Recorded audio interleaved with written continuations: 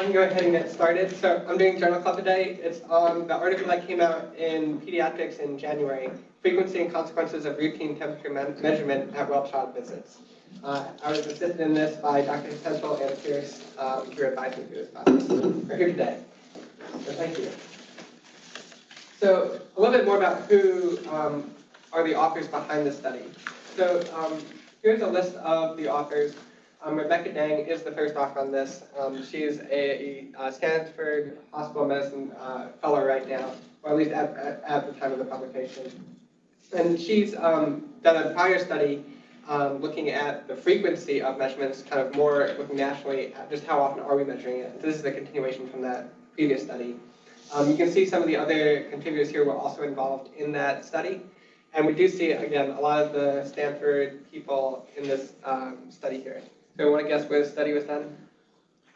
Stanford. Yeah. Stanford. So this study was supported too by a trainee support grant through the Gerber Foundation, and as well as in that Maternal and Child Health Research Institute clinical trainee program. So again, Dr. Dang does not have a lot of publications, but that kind of fits with this being her early career. She's a fellow just now starting the research career, so that's why they're eligible for life grants as well.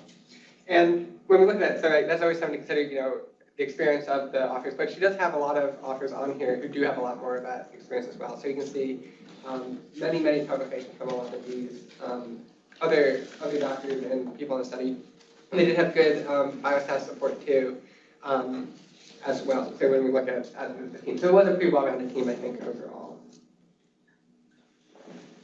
All right. So why did they want to do this study and look more into the temperature measurements? I think a lot of it does come from that prior national study where they were looking at the rates of it.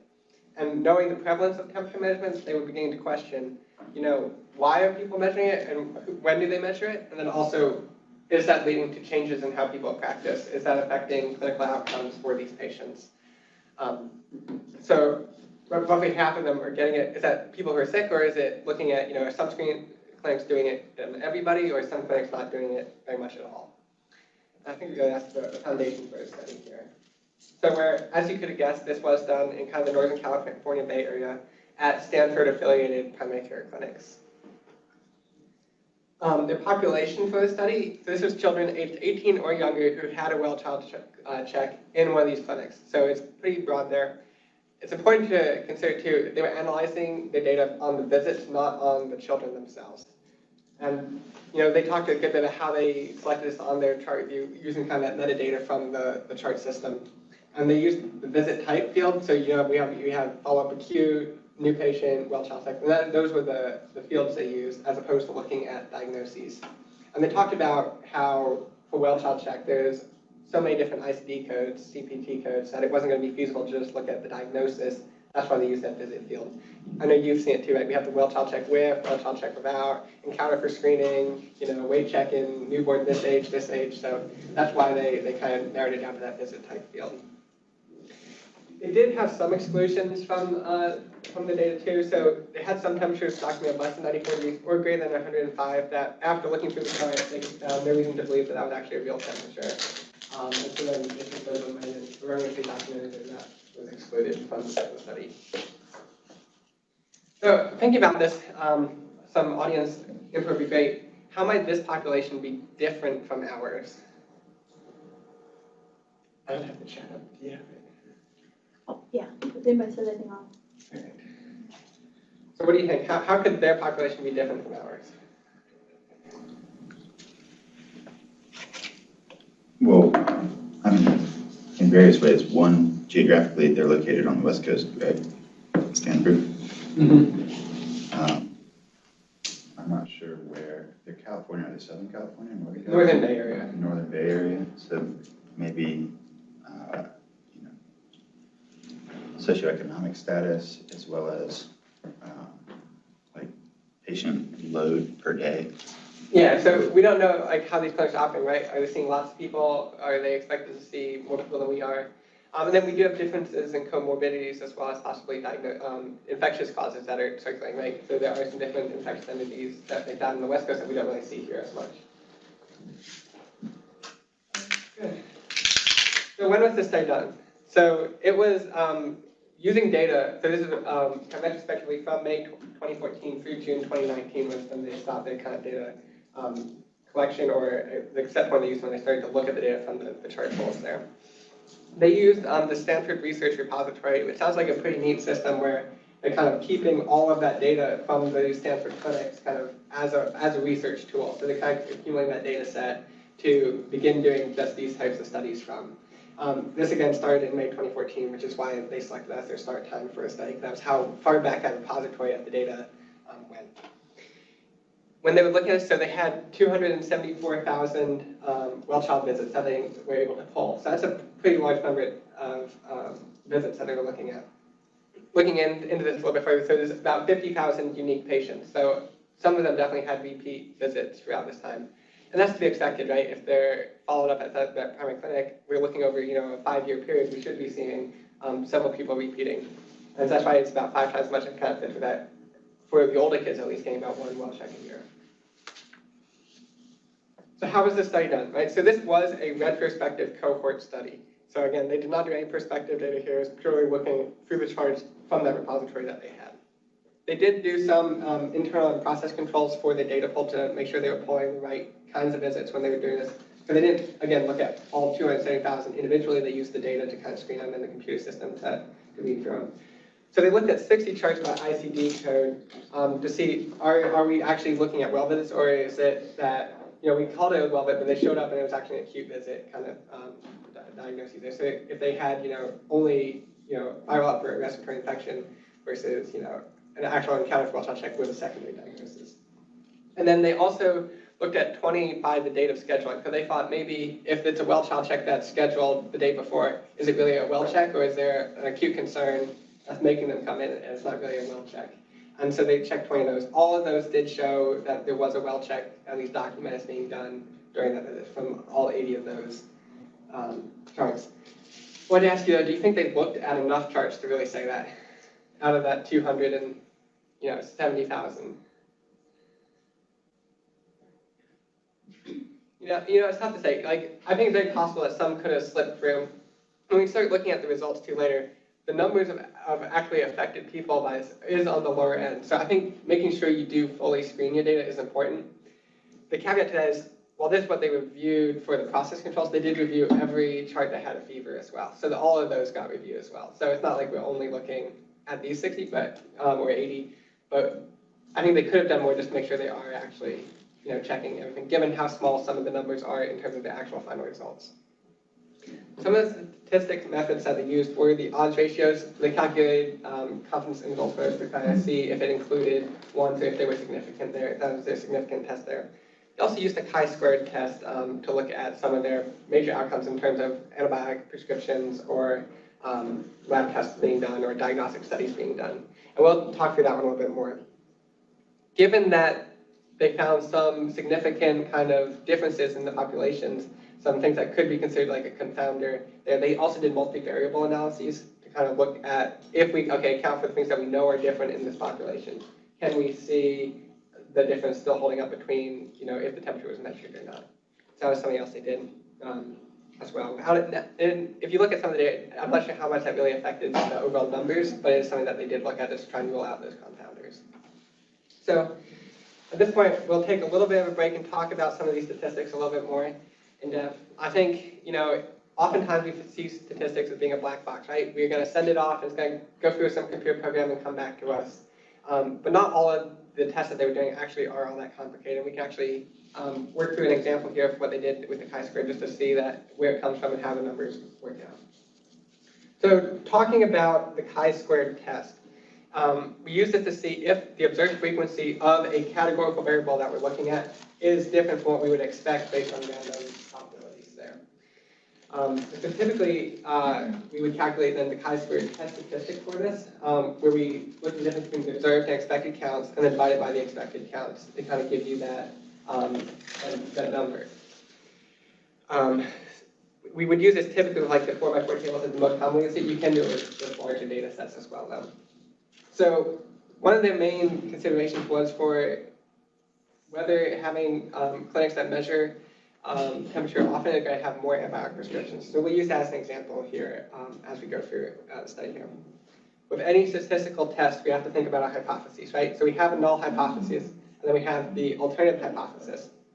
In this case, right, we would be saying that antibiotic use is dependent on the clinic type, right? So, it's a null, they would be independent, right? So clinic types and the antibiotic use are not going to be correlated at all. We would expect to see even distribution between clinic types.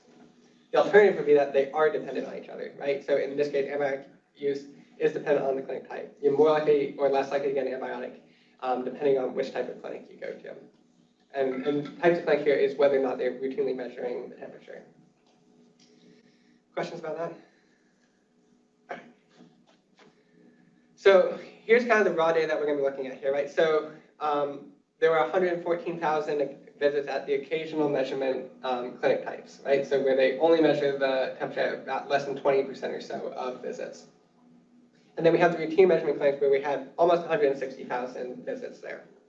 So that total number is again that 274,000 that we had for that total data set. They did not actually report the total number of antibiotics that were prescribed in the study in the paper. However, they did report the percentages for each of those clinics. So we can estimate this number as being 4,320. Again, it's an estimate based on their total outcome data that they gave us. So we're working backwards a little bit here. So here's kind of your standard 4x4 table of the expected counts, right? So here, how we get here is that we're going to say, okay, we had 4,320 antibiotics total given, and roughly 40% or so of the visit types were at the occasional, and the rest were at the routine measurement clinic. So we're going to say, okay, now 40% roughly of those visits of those antibiotics should be at that type of clinic, and the others should be at the routine measurement clinics.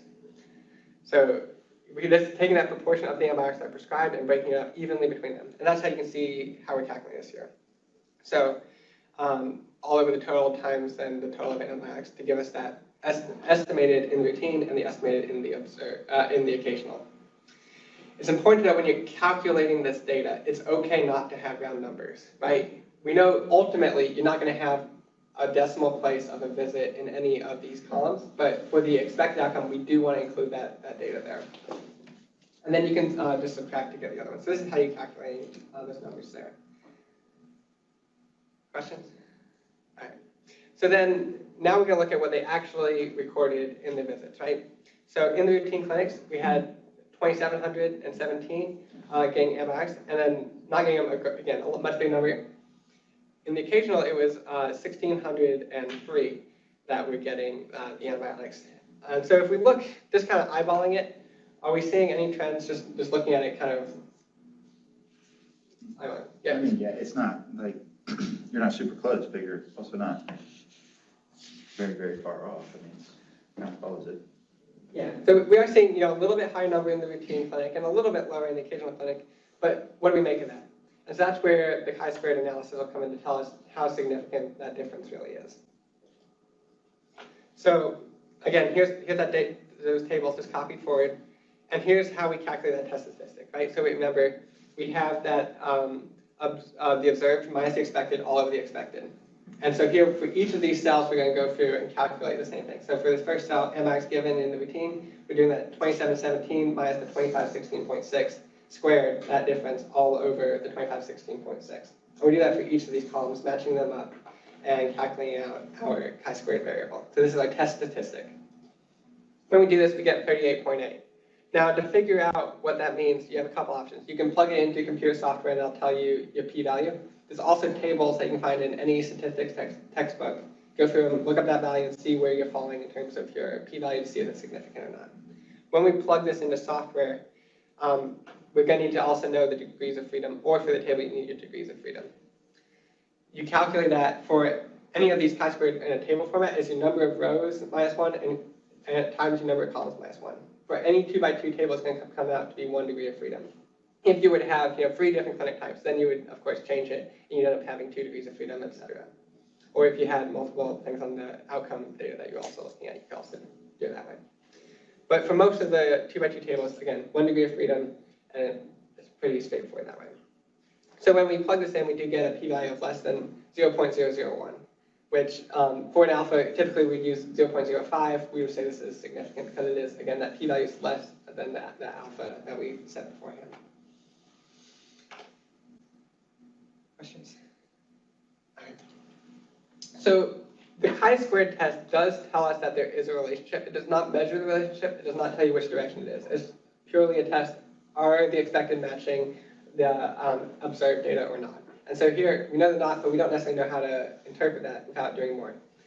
Your odds ratio is where that you can kind of assess a little bit of that measure of it, but also then telling the direction of it. So odds ratio, we're calculating the odds again. So here we would look at the odds of the routine clinic getting an antibiotic. So you do the 2717 over this column, or the odds of the observed would be, the 1603 over this column total. Right? So that would be your odds of having an antibiotic at that visit. So you're looking on that per clinic type analysis there. We can then take that, right? So that's how we get this. And then we can have this fraction, right? So that's the fraction of the odds. Now, typically we always think of odds ratio as that cross product. And how we get that, we're just flipping that bottom fraction and then multiplying them together. So that's where that cross product that you always remember as the buzzword for your testing comes from. But it really is coming from that odds themselves. And that's the actual ratio there.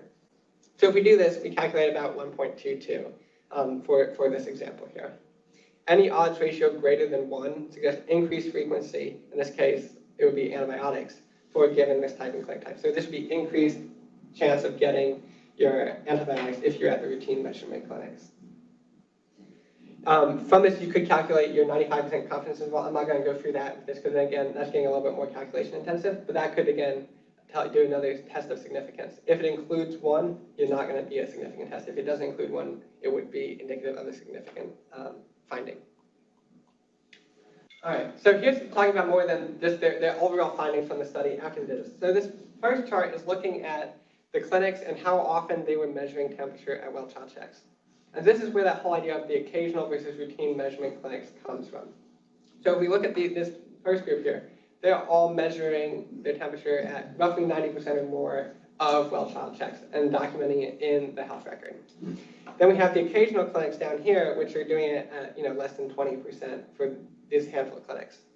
And they were, it's kind of interesting that we have pretty much all of them doing it or none of them doing it. So they talk about that all or nothing distribution here. And that's why we were able to split the data up into occasional and routine and make 2x2 tables, as opposed to having to do kind of linear or regression where if it was all kind of spread out evenly, we couldn't necessarily break them up quite as easily. And so that's why they were able to break up that way, because we do see that big shift. This table is looking at differences between the patients seen at each of these clinics. And I think some of the things that kind of jump out, if you look at it percentage-wise with that, they comment on in particular was the race. So if we look at the white documented, right, it's a 28.6 at occasional and 36.7 at some of the routine clinics. So there is a little bit of a break there. And then they also looked at the insurance, was one of the other key things that they brought up in their analysis, right? So the occasional measurement clinics were almost all private pay insurance, so 96.8%. But we see a lot more of the government, Medicaid, or other kind of those government programs were in the routine measurement clinics. So there is some evidence to say that the patient population of each of these clinics is not exactly the same. There are also some minor differences in terms of patient age. So if you look at the occasional measurement clinics, right, we see a few more of the newborns compared to the routine. But in general, kind of the big things that really stood out to them, at least, were the race and then the government insurance. I think whenever they're talking about the race percentages, it is important to look at too the amount that we don't know about. So the unknown and other that were marked do make up a pretty sizable chunk of those patients. Now, especially the unknown, some of them could fit in. So it's tough to say exactly if that balance, like that distribution, is really as uneven as it appears, just because there is a lot of possibility for different outcomes if we knew more from that other and unknown category. All right, so some of the key findings. So, right, antibiotic prescriptions were prescribed more frequently at the routine clinics, like we saw with the example. And they calculated 1.7% versus 1.4%, again with that p-value less than 0.001.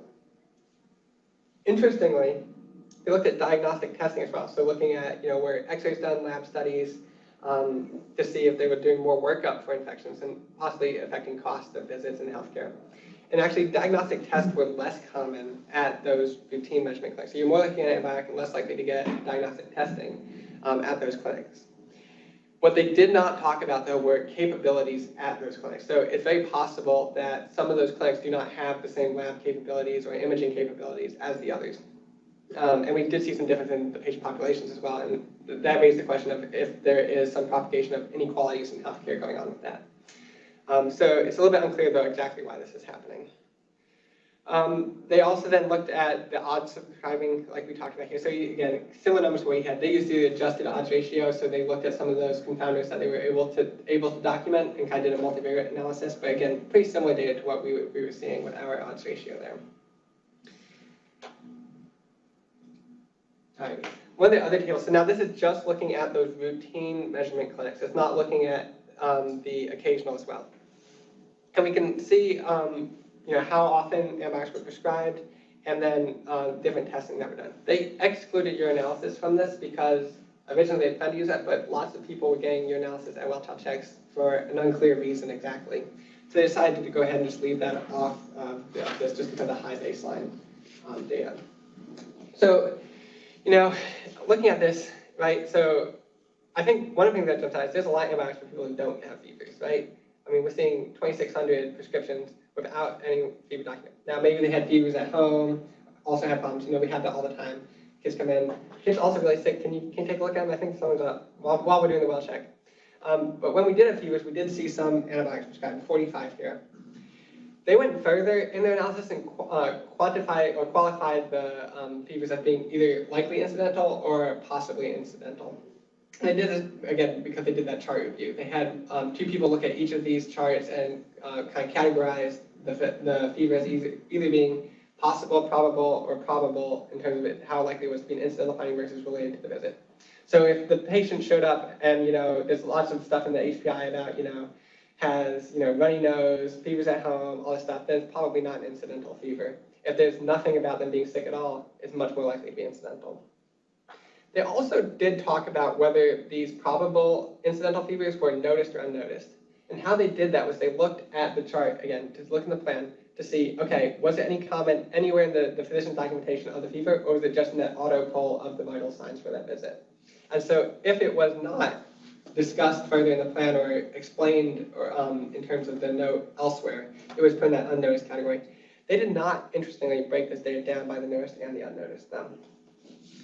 And so here you can see there's 4 antibiotics that were given for likely an incidental fever. And so that was kind of their concern that maybe this was an unnecessary antibiotic prescription.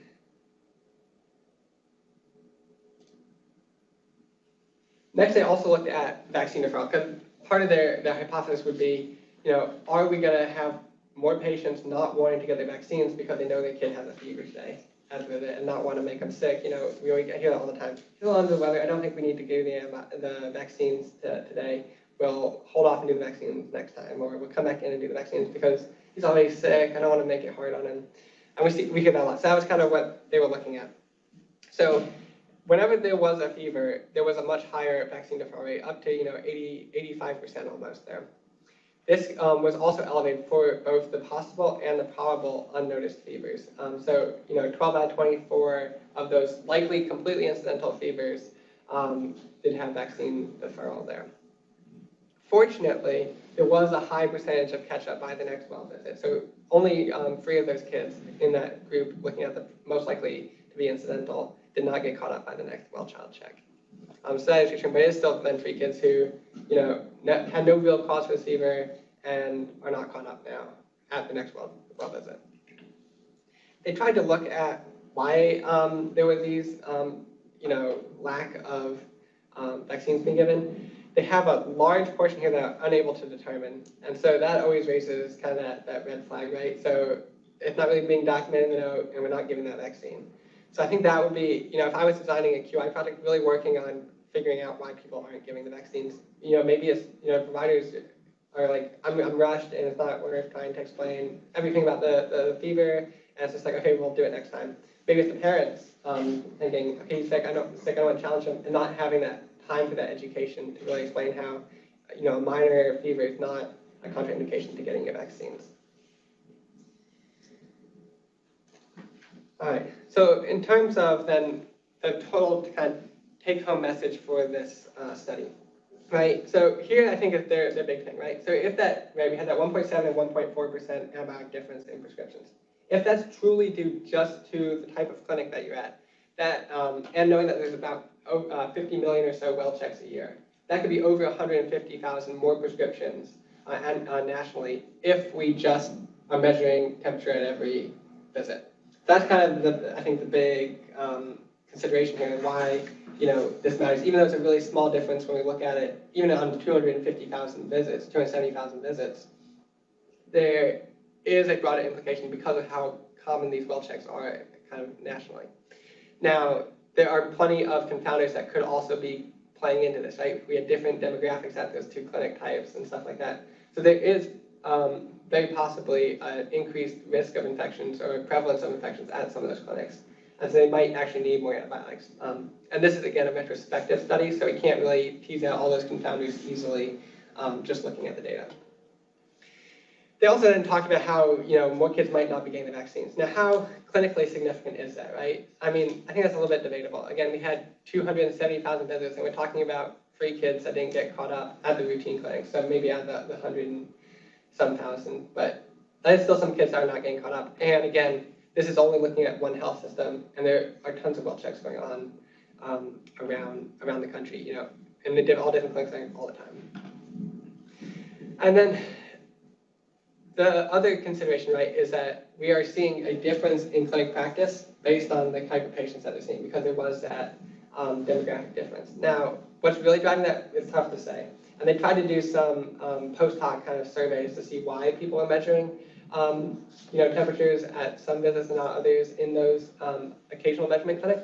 And they didn't really get a clear consensus. Some people said age or presenting symptoms, but none of them had a clear, strict criteria of when they were doing it that they were able to find.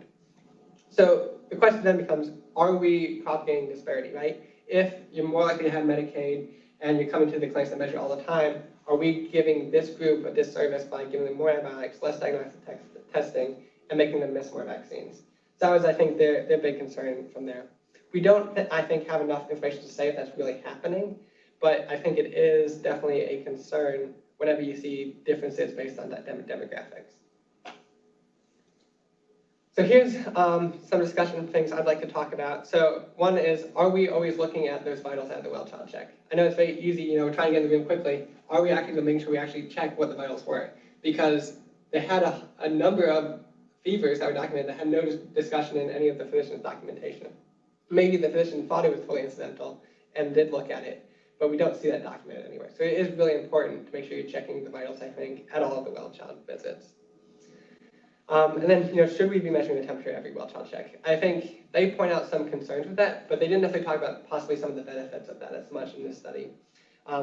They did go through kind of the cases of looking at some of the neonates that had fevers. And they looked through, there's 3 cases of this, and they looked through the chart reviews and discussed that in some of the supplementing information.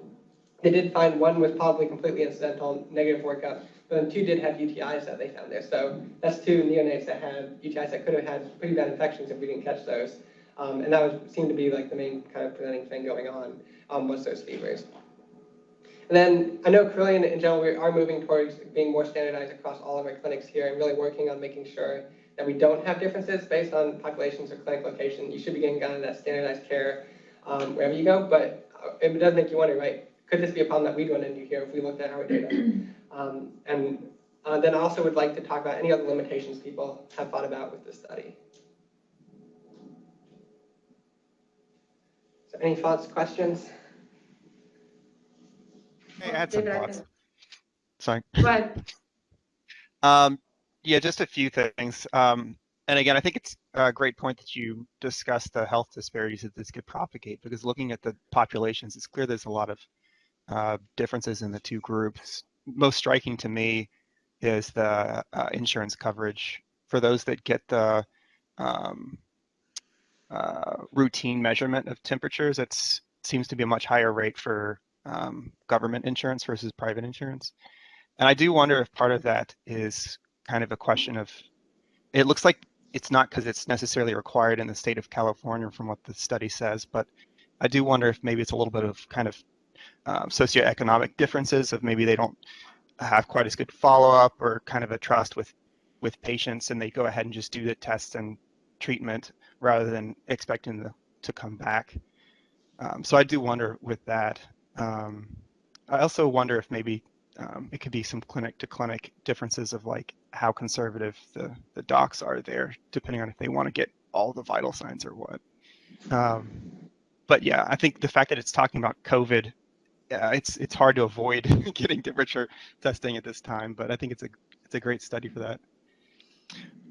I was curious though, it talks about looking at the 20 visits scheduled within 3 days of appointments to kind of determine if they were actually converted from sick to well child visits because they didn't have that follow-up. I don't see how that really excludes it necessarily unless they expect them to follow up if they're sick. But I didn't know if, like, your thoughts, if it made more sense to you. Yeah, and so, they were just looking, right? So it's very possible that they needed a well check and they had an acute problem going on. They just wanted to make sure that they weren't only there for an acute visit and it just got miscoded as a well child check. So only looking at 20 probably does not rule that out as happening a few times. But it's important, I think, to remember that they did look at every single one of these fevers, had a chart reviewed by 2 different physicians who went through and then scored whether that fever was likely incidental or not. So all of those fevers did get thoroughly reviewed from the chart view, and all of them did have to have a well child check done at that visit. So they couldn't have just done like an acute URI as the diagnosis. They also had to do kind of the well child check things. Yeah. You also mentioned then the physician practice. And so that's something that they did try to look at a little bit in this study. And they found no difference between physicians at the clinics from the overall clinic trend. So there was not like one physician at a clinic of those occasional measurement clinics that checked it everyone and then none of the others checked it. They all kind of fit, mostly matching what the clinic itself was doing. So that's why they did not do any analysis on a per physician basis, because they did tend to match the clinics they were at. And so they do think that it is a clinic kind of driven practice, but they're not entirely sure why, again. If you look at thank you, this was great, David, thank you. I think it opens up a lot of discussion. If you look at the Virginia guidelines, the guidelines say follow the AAP Bright Future guidelines. The AAP Bright Future guidelines says you must be fully undressed, blah, blah, blah, blah, blah, have your head to toe physical. They do not address vital signs at all. So when it really comes down to coding and billing issues, your physical exam doesn't include that. So then you have to start to decide, like, what is a vital sign, right? Oh, great, so do we stop doing heart rate and respiratory rate? Are vital signs necessary? Like, where does this end, right? So if I get a respiratory rate that's a little bit elevated, does that have more antibiotic use and more imaging? So I think there's a lot of question that it sort of opens. I don't know that it answers any of that. I don't think it's more conservative physicians that would, I don't know if conservative versus whatever else would say that you take vitals or not. I do think our patient population is much more likely to come in with a child who is sick and not have realized they were sick. So to me, the risk of skipping it is they go out and have a febrile seizure post-vaccines. And now I have a new slew of anti-vaxxers in my community. And I'm going to spend a lot more time talking than I would have to just talk to them ahead of time. Hey, your child has fever. Here's what's going on. Go ahead and immunize. But let them know like risks. So for us personally, I think there's more risk to my practice time and community misinformation to not be checking and informing. Right, and I think that goes to where they really weren't looking at possible benefits from this, right? Now that said, if you do have a fever, you really probably should be documenting something about it in your note. And that way you can say, I know they had a fever, but... And that's another limitation, right? Every EMR uses templates for well child checks. It takes a lot longer to make a good note in your template than saying, yeah, it was a 2-month-old flip, right? Did I document? Oh, yeah, of course if they had 102 fever, I talked about it, whatever. How many physicians are missing that? How many are just going through template, closed, done? So I think that there are limitations in careless documentation. Yeah, and to bring up to, you talk about like the Virginia guidelines and what we have to do for billing purposes. That's something they did comment on, that Medicaid rules can vary by state. And so Alabama, I believe, is the one that they did reference that had a requirement to taking the temperature at the well child check. There was no evidence that this in California that they had to do that for Medicaid billing. But that is something that people might be hearing about, saying, okay, Medicaid, you have to do temperature checks and stuff like that without actually looking at the state-specific policies. You know, and I didn't go back and look today, but it may have to do with being part of the National Medical Home, because many of our practices in the now Tanglewood practice came from, we were a certified medical home, I don't know, 2012 or somewhere back in there. And then Carilion decided it was really very expensive to keep up that certification, but to continue practicing along those guidelines was important. So I don't remember exactly what theirs is, but that may come from that. So that may have been practice differences too between the always and the occasionals. That's a good point. Well, if Kelly can talk, I can talk. I'm done. I think Thanks. a couple things. One is very, very nicely glossed over about the difference of routine versus occasional measurement clinics in Carilion, because they're clearly happening. I mean, you know, that, I'll be happy to acknowledge that. But it's interesting because I think that the other piece, not just the temperature, you mentioned, you know, making sure you document the temperature, but, you know, if you have an abnormal vital sign, you need to respond to it. But the other piece of that is if you don't have the abnormal vital sign, if you don't have the vital sign, somebody comes in and they have something underlying. So I think that there's definitely merits to trying to bring it together. One thing on the demographic, the patient demographics, what they talked about, which is interesting because they talk about, you know, there's a disparity here a little bit. Well, I would love to see what kind of data we might have here because, I mean, you know, what's the difference in private? I mean, their clinic with underserved with government has a payer makes it as good, if not better, than Right? ours that have Practice in private, here. that are predominantly private. And so clearly it would be a flip-flop. So I think it would be interesting to see in some other clinic models on that, I think. And I think the last thing, and then I'll shut up, is that the patient group that didn't have temperature, you really can't say what, I mean, you kind of see what they're doing, but you don't see what they're doing because you don't know what triggered the antibiotics, what's the baseline antibiotics. It almost would be interesting if you could tease out the occasional temperature taking clinics on the visits that actually had a fever. You know, and if it really is 10%, you might have gotten only 10,000 visits, but that's still an interesting number. It might have been interesting to see what was, and, you know, because you don't know what the impetus to taking that temperature was. Right, and we don't have a lot of data too, going off that more of the other clinic type, right? So we looked at the routine clinics on all that deferral rate and stuff, but we did not look at the occasional, they didn't publish that data on that. And we don't know the baseline vaccine deferral rate either between the clinic types. It's very possible that some of those clinics have a higher deferral rate of vaccines in general than others. Sure. So we don't have a lot of that baseline data. I got a Gucci patient comes in and says, oh, I think he just had a little teething last night, I don't want to do a vaccine. Well, what's the deferral rate?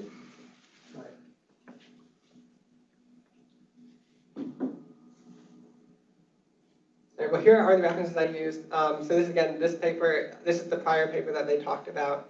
And then this is my favorite statistics textbook that I use. So this is the one I always use when I have a statistics question. It's very straightforward. It does it in like very simple examples. So that's my go-to source for statistics help.